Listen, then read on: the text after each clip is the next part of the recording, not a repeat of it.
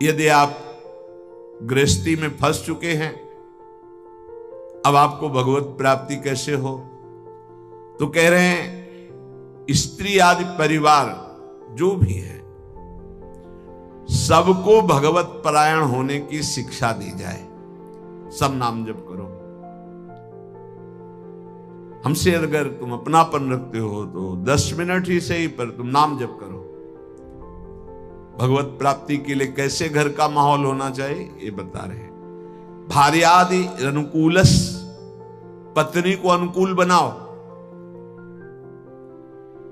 अनुकूल बनाने का मतलब उसको शासन के द्वारा अनुकूल नहीं बनाया जाता, किसी को प्रेम के द्वारा अनुकूल। प्रेम की भाषा बिना पढ़े लिखे लोग भी जानते हैं, पशु भी जानता है। छोटा बच्चा है, दुलार करो प्रेम से, ऐसे पुचकारो, किलकारियां मानने लगेगा। अभी उसको कोई ज्ञान नहीं, लेकिन प्रेम की भाषा वो भी जानता है।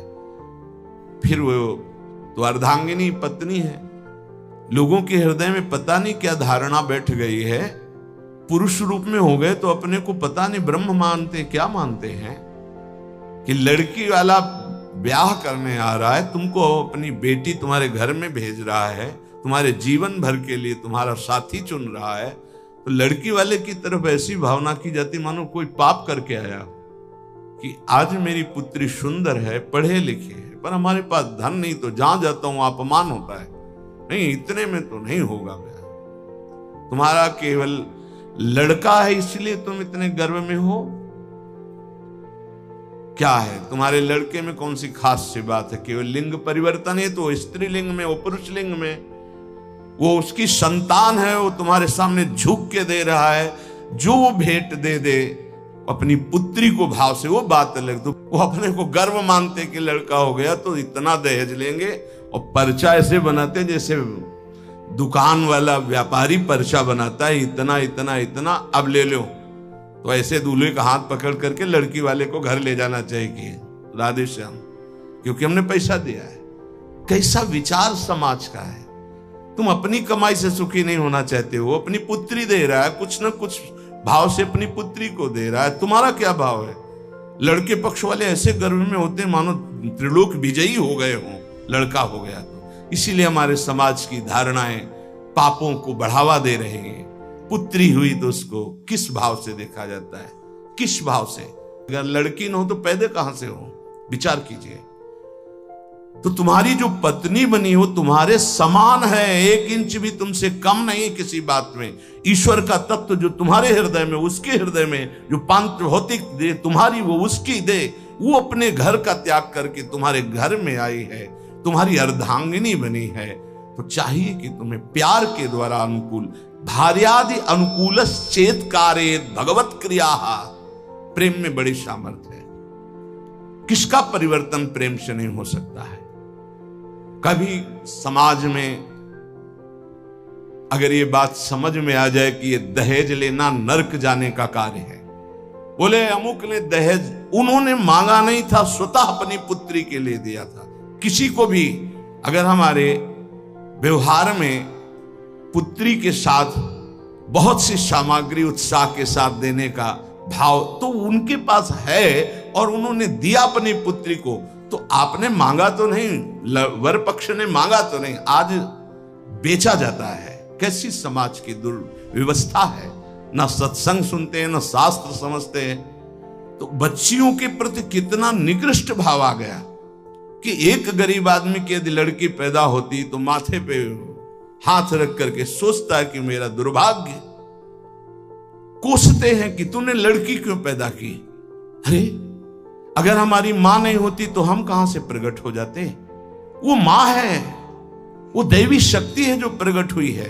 कैसी बुद्धि भ्रष्ट होती चली जा रही लोगों की कि बेटी के शब्द से उनको एक असौभाग्य लगता है कि अरे बेटा थाली बजाओ, चाहे वो पादुका से मार के घर से बाहर कर दे, बुढ़ापे में बेटी ही काम आएगी। फिर चलो पापा हमारे यहाँ, बूढ़े पिता के लिए बेटी तैयार है प्राण देने के। आज बेटियों के प्रति भाव यहां शास्त्र आज्ञा कर रहा है, भार्यानुकूलश्च, वो तुम्हारी अर्धांगिनी। तुम उसके साथ ऐसा कोई व्यवहार मत करो जो तुम्हारे को कभी अनुकूलता की वजह प्रतिकूलता में आ जाए। और आप ध्यान रखना,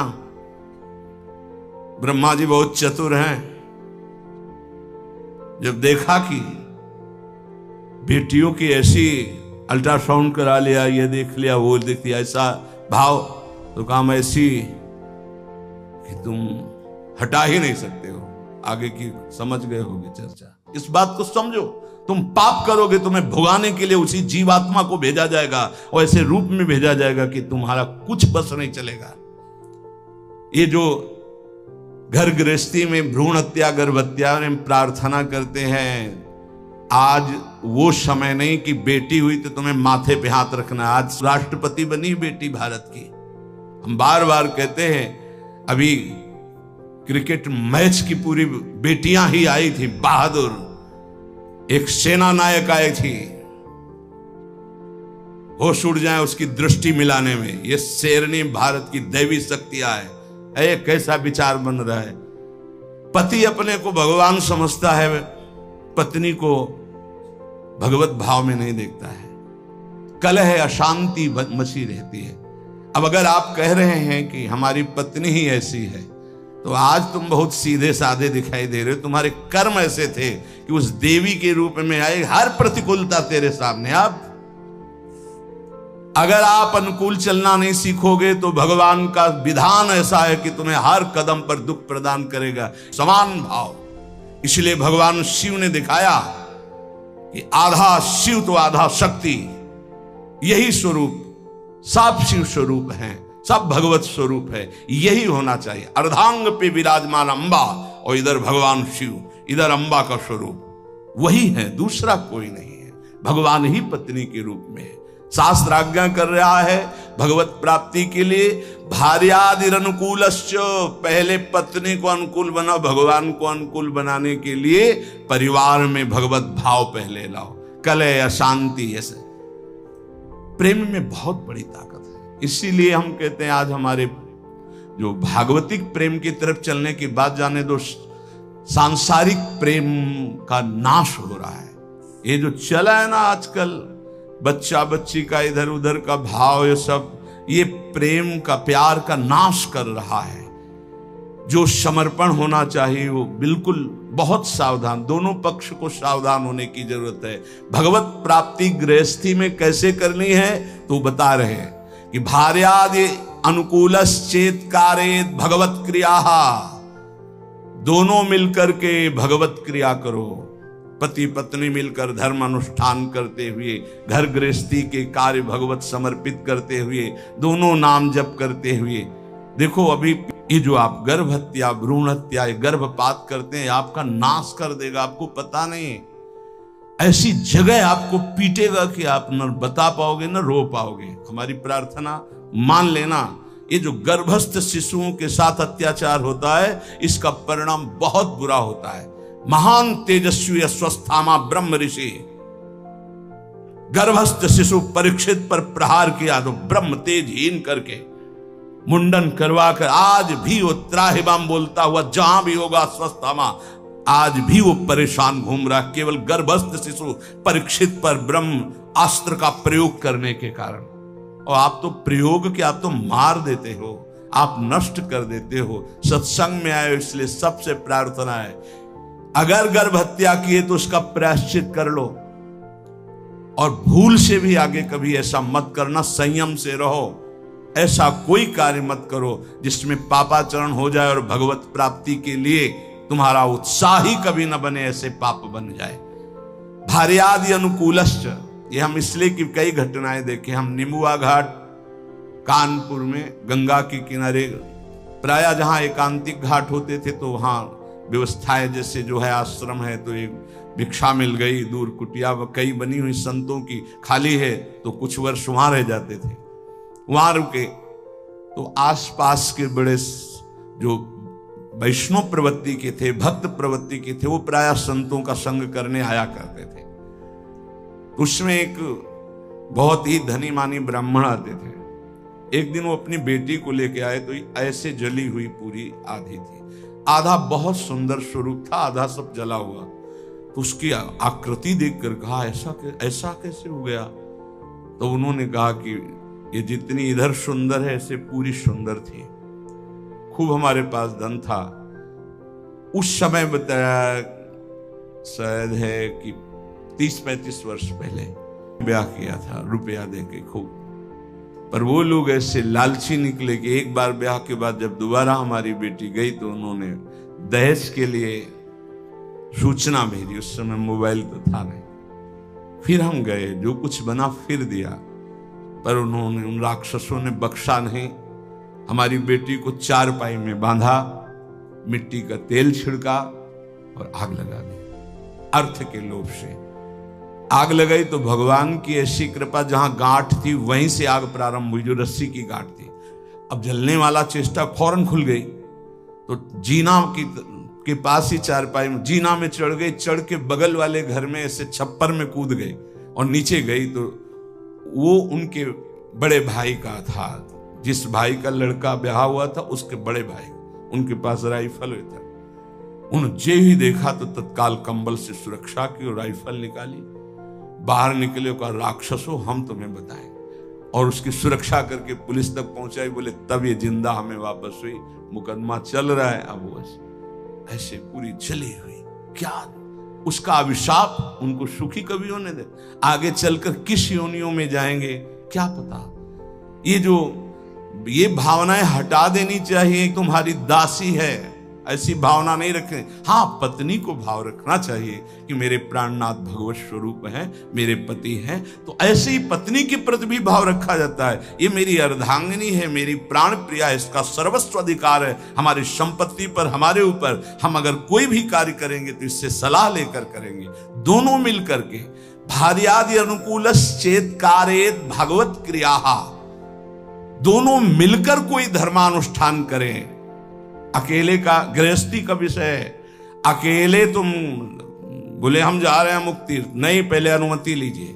यहां तक कि महापुरुषों ने सन्यास भी लिया है तो पहले मनाया है, अनुमति ली है। जब उन्होंने अनुमति दे दी तब आगे की क्रिया हुई। माता से अनुमति और पत्नी से अनुमति अत्यंत आवश्यक है। अगर मां विराजमान है तो उसका आदेश, और पत्नी विराजमान तो भले वृद्धा हो गई है पर उसका अधिकार। हमारे शास्त्र में लिखा है, यदि वो वानप्रस्थ में जाना जाता है तो ऐसे बात की करे पत्नी से कि यदि आप अपने पुत्रों के साथ रहकर जीवन व्यतीत करना चाहते तो मुझे आदेश करें, मैं तप के द्वारा अपने जीवन को भगवान में मिलाना चाहता हूं। और यदि आप हमारे साथ चलना चाहते तो आपका स्वागत है, हम दोनों बैरागी होकर चले। वो जैसा अनुमति दे ऐसा शास्त्र आज्ञा करता है। ऐसे नहीं है मनमानी कि हम स्वतंत्र हैं किसी भी तरह। अगर कोई धर्मानुष्ठान करते हो, पत्नी आपकी है, वो आपका साथ ना दे वो बात अलग है।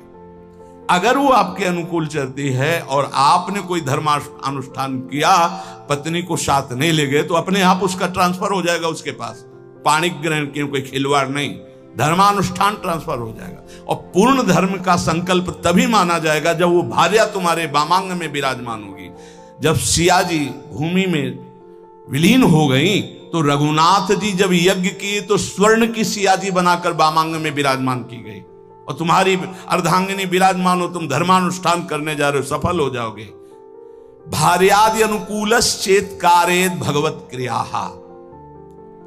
गृहस्थी में हो तो तुम्हें पहले अपने परिवार को अनुकूल बनाना होगा, पत्नी को, माता पिता को, परिवार को भगवत स्वरूप मानते हुए अनुकूल उसको बनाओ धर्म के द्वारा, भागवत भाव के द्वारा। उदासीने स्वयं कुर्यात् प्रतिकूले गृहं त्यजेत्। यहां कह रहे हैं उनकी आज्ञा से सेवादि के द्वारा राजी करके फिर भजन की प्रवृत्ति बढ़ावे।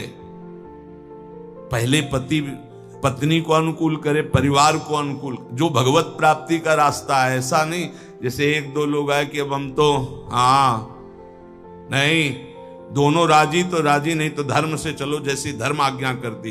पाणिक ग्रहण के समय ये श्रुतियां, ये शास्त्र जो साक्षी बनाए गए थे वो पति पत्नी के भाव से बनाए गए थे। वो तुम्हारी इच्छा नहीं, लेकिन उसकी भावना की पूर्ति के लिए आपको गृहस्थ धर्म स्वीकार करना चाहिए।